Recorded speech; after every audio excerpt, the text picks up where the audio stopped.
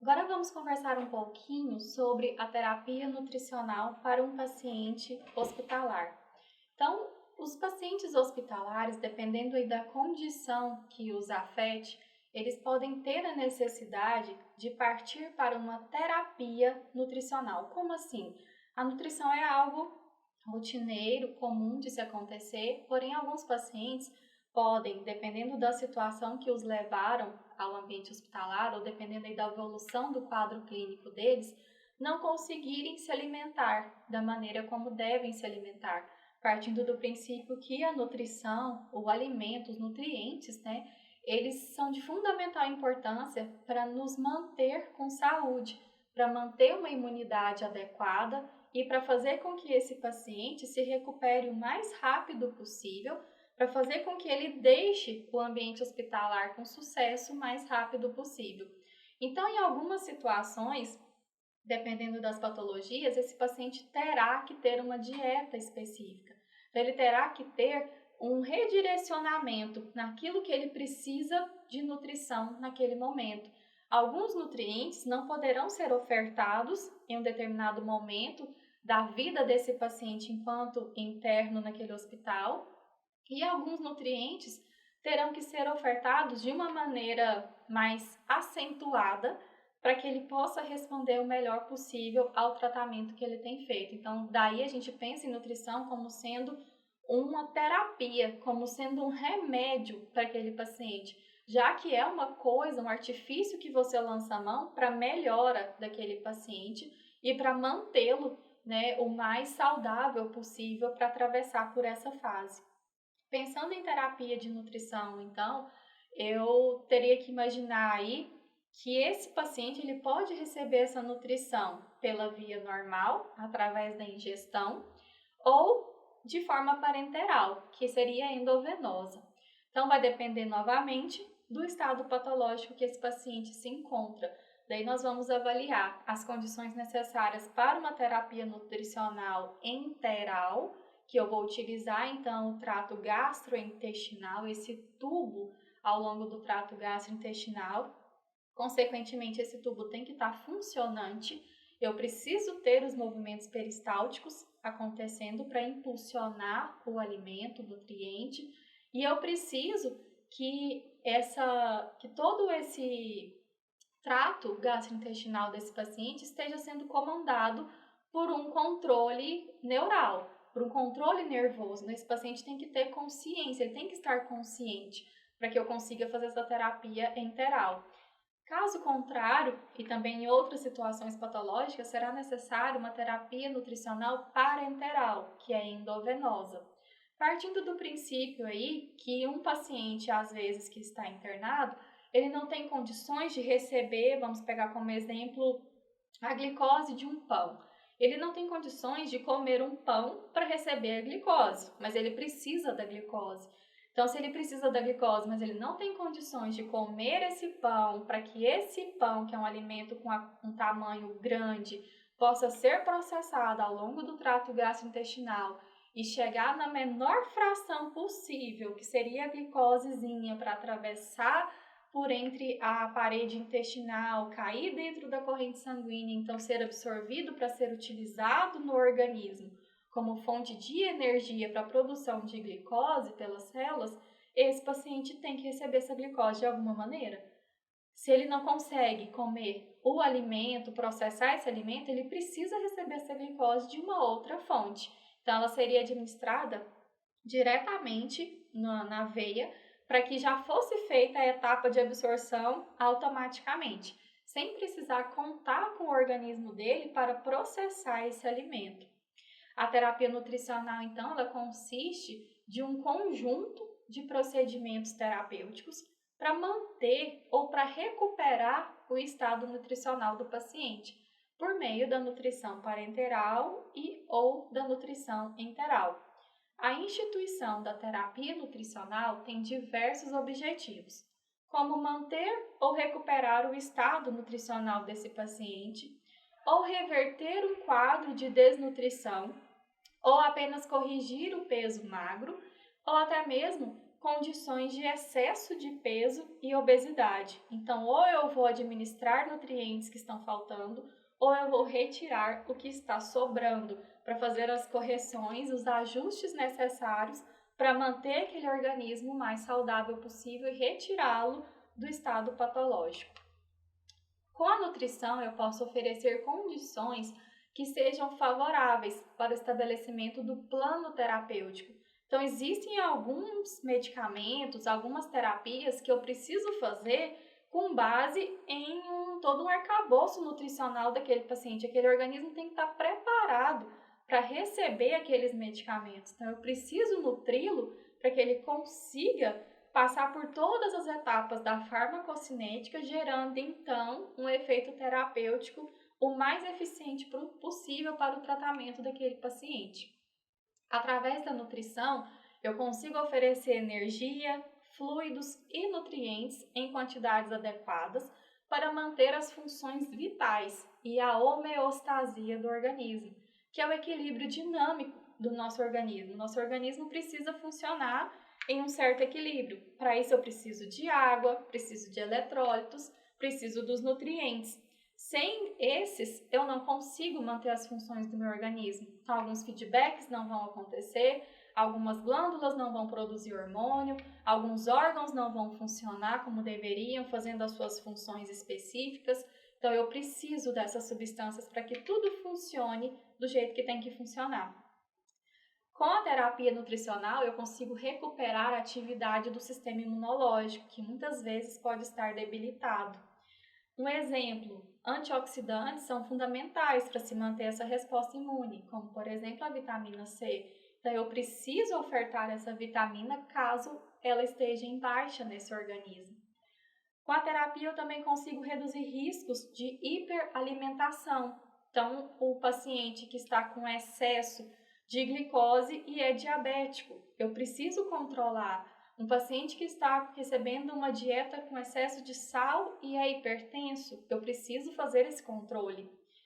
Preciso também garantir as ofertas de proteína, ofertas energéticas adequadas para minimizar o catabolismo proteico e a perda nitrogenada. A terapia nutricional é um componente do tratamento médico e inclui nutrição oral, enteral ou parenteral, de acordo então com a necessidade de cada paciente. Com isso eu consigo garantir que esse paciente ele vai receber o melhor possível do tratamento e que esse tratamento será eficaz, o mais eficaz possível, para que ele consiga reverter aquela situação patológica. Quando eu penso aí na aplicação da terapia nutricional, eu preciso avaliar o estado nutricional do paciente primeiramente, para que eu consiga, junto aí de uma equipe multiprofissional, definir as necessidades energético-proteicas de cada paciente. Então, é uma terapia individualizada. Então, para isso, para garantir essa individualização, eu posso manipular essa terapia nutricional na farmácia de manipulação do ambiente hospitalar. Então, o farmacêutico ele pode fazer essa manipulação de acordo com as exigências de nutrientes, de toda a carga energética e proteica que esse paciente precisa, para que ele possa receber o que ele está precisando, que é algo individual. Cada paciente está passando por uma terapia diferente, ele tem um genoma diferente, uma farmacocinética, uma farmacodinâmica diferente. Então, o ideal é que ele receba essa nutrição especificamente para as necessidades dele, que seja algo bem personalizado. Existe essa equipe multiprofissional dentro do hospital, que é uma equipe que vai estar sempre se reunindo e trabalhando para poder levantar essas necessidades de cada paciente e para poder conversar e fazer atualizações com relação a toda a dinâmica da farmacotécnica de manipulação da nutrição parenteral dentro do ambiente hospitalar. Então, é necessário que você tenha compondo essa equipe multiprofissional de, no mínimo, o médico, o farmacêutico, o enfermeiro e o nutricionista, que juntos vão escolher a via de administração dos nutrientes e avaliar a eficácia e monitorar as principais complicações que podem acontecer com o uso dessa terapia nutricional. Então, o paciente que ele vai precisar receber uma terapia nutricional, primeiro ele passa por uma série de exames, onde esses exames trarão para a equipe multiprofissional de terapia nutricional os dados exatos daquilo que ele precisa, daquilo que ele tem falta, das necessidades que ele tem, para que se possa fazer uma manipulação bem personalizada. A partir do momento que ele começa a receber essa terapia nutricional, eu preciso garantir que está tudo correndo bem, porque mesmo tendo feito toda uma avaliação prévia, no decurso do uso dessa terapia nutricional, complicações podem aparecer. Até porque no decurso do uso dessa terapia nutricional, a doença base desse paciente pode evoluir para uma melhora, para uma piora. Outras patologias podem surgir associadas a essa patologia de base, e tudo isso começa já a instigar a necessidade de outros gastos energéticos que não estão tendo. Então, durante esse uso da terapia nutricional, caso apareça alguma alteração com relação às patologias, haverá necessidade ou não de reduzir algum nutriente ou de acrescentar, de aumentar a concentração de um outro nutriente. Por isso, esse paciente precisa passar por uma série de exames rotineiramente. Avaliar, por exemplo, as funções hepáticas através de transaminases, avaliar a bilirrubina, posso avaliar também constantemente a glicemia, que é muito importante para a maioria dos pacientes, avaliar concentrações de potássio, de magnésio, de alguns oligoelementos como o zinco, o iodo. Então, se a gente faz essa rotina de exames e está sempre ali em cima avaliando todo o processo, a chance de que você tenha uma eficácia aí de 100% na terapia nutricional é muito grande. Mas é preciso esse acompanhamento rotineiro por essa equipe toda de profissionais. Primeiramente, eu farei uma explicação breve sobre a terapia de nutrição enteral.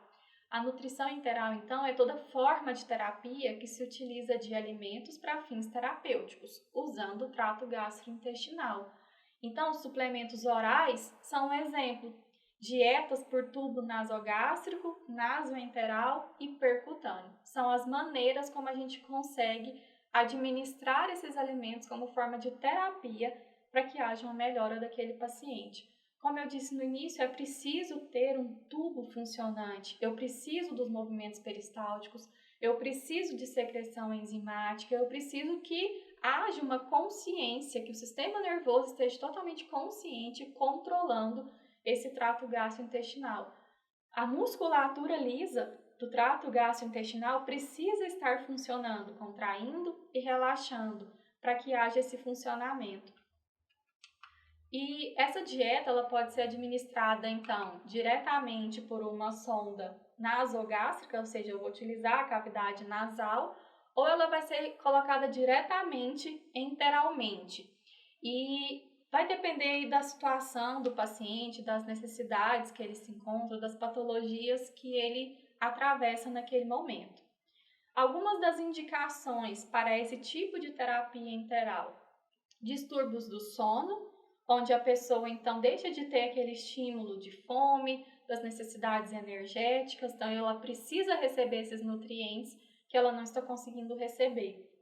Alterações do nível de consciência, então se ela não tem consciência para controlar a nível de sistema nervoso todo o trato gastrointestinal dela, então não tem como ela fazer essas demandas por consciência. Quando essa pessoa está fazendo uma ingestão oral insuficiente, ela também vai precisar fazer essa terapia enteral para que possa regularizar as quantidades energéticas que ela precisa ter e dos nutrientes de uma forma geral. Quando ela tem intolerância de dieta por via oral e quando aumentam as necessidades energético-proteicas, devido a alguma patologia, aumentou essa necessidade e ela precisa repor essas quantidades.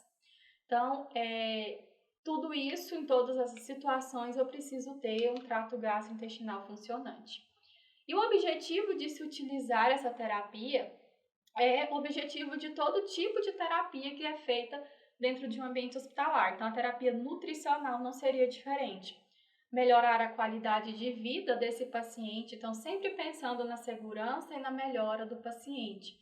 Diminuir infecções e melhorar processos de cicatrização. Como que um alimento, um nutriente tem a ver com infecção e com cicatrização? Eu preciso de algumas substâncias, alguns micronutrientes para conseguir fazer o processo inflamatório, para conseguir ter uma imunidade legal a ponto de me defender de micro-organismos. Então, sem o processo inflamatório, eu não consigo me defender, fazer o meu processo de defesa contra alguns patógenos. E, automaticamente, esse processo inflamatório ele vai finalizar com o processo de cicatrização. E esse processo de cicatrização também precisa de vários micronutrientes. Se você não estiver, você terá dificuldade para fazer cicatrização, esse tempo vai ficar maior, mais extenso, e deixando um tempo de cicatrização mais extenso, eu dou condições para esse organismo que já está tão fragilizado de receber novos patógenos e com isso acabar tendo novos processos infecciosos. Um outro objetivo da terapia nutricional seria diminuir a atrofia do trato gastrointestinal, no caso da enteral, porque daí eu estou colocando a musculatura lisa para trabalhar. Se o músculo não trabalha, e qual que é o trabalho do músculo? Contrair e relaxar. Se ele não faz esse trabalho, com o tempo ele vai ficando cada vez mais preguiçoso, entendendo, entre aspas, né, esse preguiçoso, ele vai entendendo que ele não precisa trabalhar, que ele não precisa contrair e nem relaxar. Com isso, ele vai diminuindo a quantidade de actina, de miosina e vai atrofiando. Um outro objetivo também seria diminuir o tempo de internação e a mortalidade para algumas situações. O uso da sonda nasogástrica seria mais indicado por ser mais fisiológica. Ela te dá uma tolerância maior em dietas que são bem concentradas, que a gente chama de dietas hiperosmolares. Ela é de fácil posicionamento, essa sonda. Ela te dá uma dieta de progressão bem mais rápida, porém, ela pode gerar um risco grande de aspiração. Já a nasoenteral, que é a pós-pilórica, ela requer dietas menos concentradas, normo ou hipoosmolares. Ela te dá uma dificuldade maior para posicionar a sonda, porém o risco de aspiração já é menor, que seria um benefício quando comparado aí com a nasogástrica. E agora vamos falar de fato, entrar aí especificamente na nutrição parenteral. A nutrição parenteral, então, é uma terapia que você não precisa utilizar o trato gastrointestinal, já que esse trato gastrointestinal, naquele momento, para aquele paciente, não é funcionante. Por algum motivo, ele não está funcionando. Então, você vai administrar nutrientes na corrente sanguínea, através de um acesso central ou periférico, de modo que o trato gastrointestinal seja totalmente preservado e excluído desse processo. Você não pode estimular de forma alguma o uso do trato gastrointestinal. Então, você já vai fazer a introdução dos nutrientes necessários diretamente no vaso daquele paciente. Então, essa terapia, ela pode ser central ou periférica, esse acesso. Normalmente, nós vamos utilizar aí como veias principais que são mais utilizadas para a administração da terapia nutricional são a jugular interna, a subclávia e a veia cava superior. Quando a gente fala de um acesso periférico, eu estou falando então de veias de menor calibre, que vão suportar uma concentração menor, uma osmolaridade menor e também que vão fazer a nutrição daquele paciente com um tempo menor de tratamento. Então, seria mais ou menos aí, até uns 12, 15 dias, eu poderia utilizar esse acesso periférico. Quando eu tenho um paciente que utiliza a nutrição parenteral por um tempo maior do que 12, 15 dias, eu já não posso utilizar o acesso periférico. É ideal que se faça o acesso central, onde eu consigo, então, administrar a nutrição por um tempo bem maior e eu consigo trabalhar aí com dietas mais concentradas, sem que haja um risco, um desconforto para esse paciente. Quais seriam as principais indicações, assim, pensando em situações patológicas que esse paciente poderia estar passando no ambiente hospitalar e que teria essa necessidade de fazer o uso da terapia nutricional?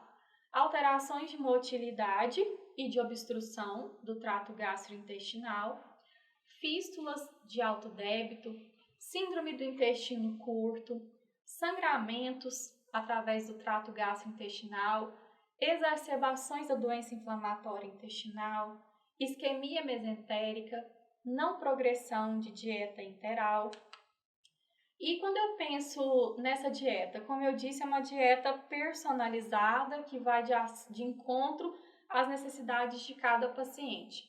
Mas basicamente essa dieta pode ser composta do quê? Ela será composta de macronutrientes, que são proteínas, carboidratos, lipídios, e de micronutrientes, onde eu tenho eletrólitos, vitaminas, oligoelementos. Quando eu penso aí nesses micronutrientes, eu penso aí em alguns eletrólitos que podem ser necessários para que se mantenha o estado hidroeletrolítico desse paciente, para que ele não tenha um quadro de, não só de desnutrição, pensando nos macronutrientes, mas também de desidratação, que é algo muito importante, principalmente pensando em pacientes de idades extremas, né, como as crianças e os idosos, que podem desidratar com muita facilidade. Eu vou utilizar as vitaminas sempre que houver a necessidade de corrigir as quantidades. Então, se eu tenho quantidades reduzidas, eu preciso corrigir, eu preciso lançar a mão externamente de colocar essas vitaminas nesse organismo. Quando eu penso em oligoelementos, eu penso em zinco, em iodo, em manganês, e eu vou introduzir esses oligoelementos de acordo com as necessidades desse organismo.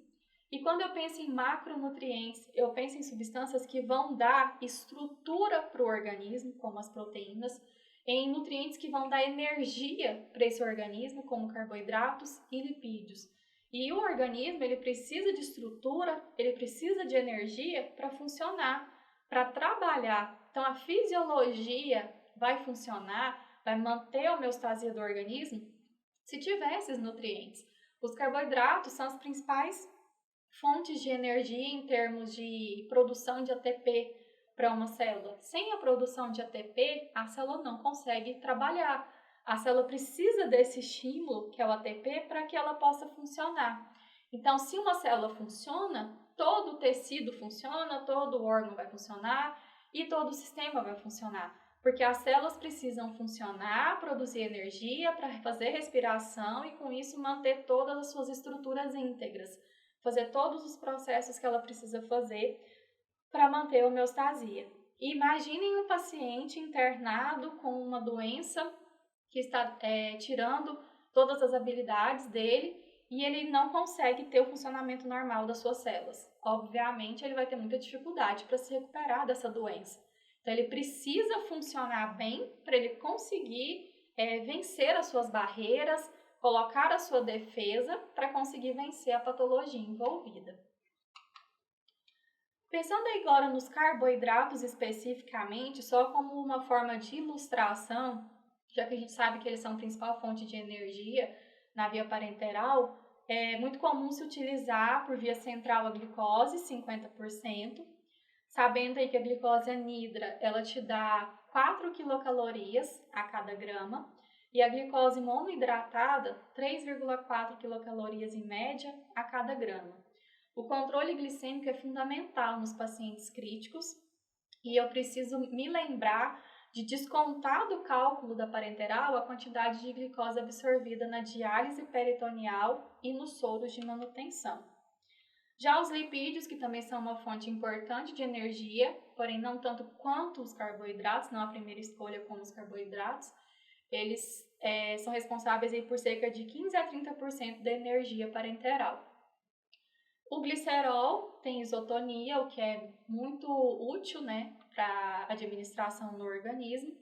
São alguns precursores do ácido araquidônico, que é a ponta de uma cascata para se fazer todo o processo inflamatório, que é um dos principais processos de defesa que o nosso organismo tem. Sabemos que o processo inflamatório muitas vezes acaba nos prejudicando, mas no primeiro momento é um processo de defesa que o nosso organismo tem e que ele lança mão. As proteínas, a título de curiosidade, posso utilizar a solução de aminoácido a 10%, que vai me dar aí, pode ser de 10 a 20%, 4 quilocalorias a cada grama de uso. Então, atualmente a gente costuma usar a dextrose com ácido, que vai permitir o não crescimento bacteriano, como as soluções antigas permitiam. E outra curiosidade com relação a uma atualização, que antigamente a gente usava até bolsas de vidro, né? Hoje em dia a gente não usa mais essas bolsas de vidro na terapia nutricional. Alguns cuidados com a nutrição parenteral, cuidado com a passagem do catéter, com a realização dos cálculos, precisa de uma equipe multiprofissional, cuidado com a síndrome de realimentação e de superalimentação. É muito comum, ao se administrar a terapia nutricional, você está colocando uma quantidade de volume de eletrólitos muito grande dentro da célula, do meio intracelular desse paciente. Então, ele estava desnutrido, ele estava desidratado e, de repente, ele recebe um volume muito grande de nutrientes, de líquidos dentro do meio intracelular. Isso pode gerar uma hipopotassemia e uma hipofosfatemia.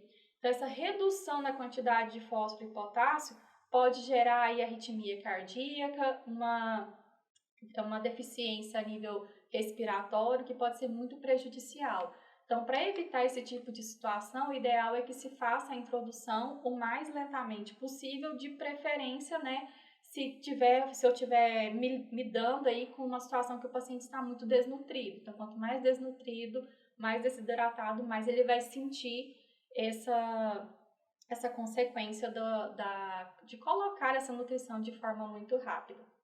É atribuição da equipe multiprofissional de terapia nutricional fazer a triagem e a vigilância nutricional, avaliar essa nutrição, indicar, fazer o desenvolvimento dela, a preparação, o acompanhamento e modificar a terapia sempre que necessário.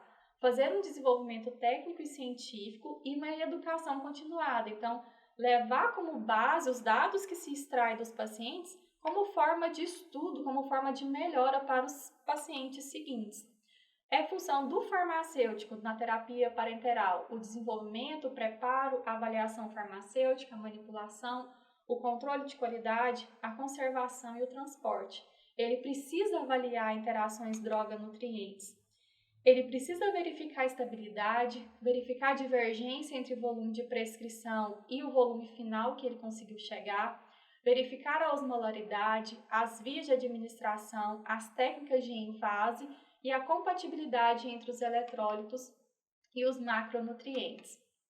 Eu preciso tomar muito cuidado com o risco de precipitação. Então, caso aconteça a precipitação, é função do farmacêutico analisar via macroscópica mesmo, ele vai olhar, fazer um controle de qualidade ao final do processo para ver se não houve precipitação, porque isso pode ser prejudicial ao se administrar no paciente, não é permitido. Para prevenir a toxicidade e a oxidação, é ideal que se utilize bolsas multilaminadas com proteção da luz, armazenar sobre refrigeração, e os oligoelementos eles devem ser administrados por último, para evitar essas precipitações.